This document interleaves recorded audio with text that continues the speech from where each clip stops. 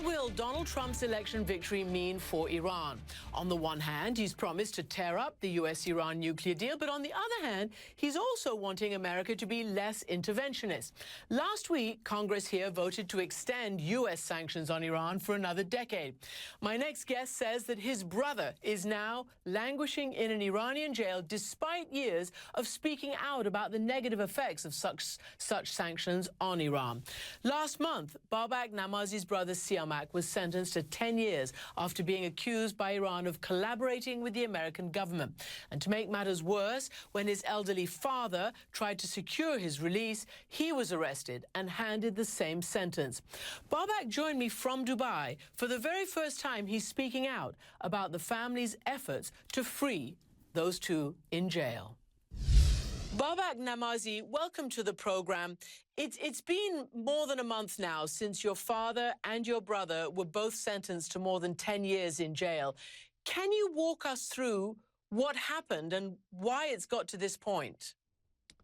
Hi, Christian. Thank you for inviting me to your show. It's not really clear to us why this has happened. I mean, this is something that has been going on for the past year with the arrest of Siamak and then my father. We have heard information sporadically, and it's been very difficult to understand and really digest the enormity and the consequence of what has really happened, Christian. Babak, can you describe the conditions that they are being held under? Christian, the conditions are very worrisome. Obviously, we're talking about two of my family members. In the case of my father, he's an 80-year-old man. He has heart conditions. He's got other ailments which require constant monitoring. And we're very worried whether he's getting the proper treatment or not. In the case of Siamak, I know that since his arrest, he's spent extended periods of time in solitary confinement. He's been lacking basic access to items like having a bed, which is causing him a lot of pain. His mental well-being has been deteriorating very rapidly, especially since the sentencing. They're in the same jail. Do they see each other? No, sadly, no, Christian.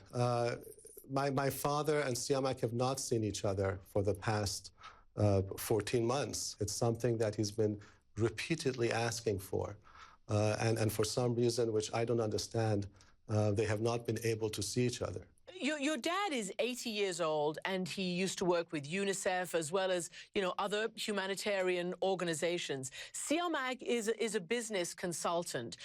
What do you think is going on? Is there a political dimension to this? Other people say that, they're being kept as bargaining chips. I really haven't thought about that, Christian. I mean, I'm here today as a son and as a brother.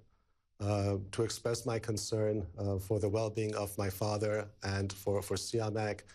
These are unjust sentences for people who've dedicated their lives, both on a global scale as well as on an Iranian scale, to help and improve the lives of those in Iran. As you mentioned, my father's been in UNICEF, and he has dedicated himself to improving lives of women and children. And this is very much what he was focused on in Iran after his retirement with UNICEF. Siamak similarly has been very much dedicated to alleviating the pressures that sanctions have put on the Iranian people, in particular the hardship that the sanctions have caused on shortage of medicine, and he's been very much involved in those causes. And therefore, it's very incomprehensible for me and my family to understand why these actions, which are really for betterment and for the sake of the Iranian people, have resulted in criminal proceedings at this level and a 10-year sentence, when all they've done is try to serve the Iranian people. Babak, this has been going on for a long time, and it's obviously having a terrible toll on the family and on your brother and father who are in jail. What is it about this moment? Why have you come forward now? It's your first television interview. What do you hope to achieve? Christian, I hope to achieve the ability to see my father again and to see Siamak again. I'm hoping to embrace them. I miss them. A life sentence has been imposed on my father. It's my duty as a son to do all I can to help secure them.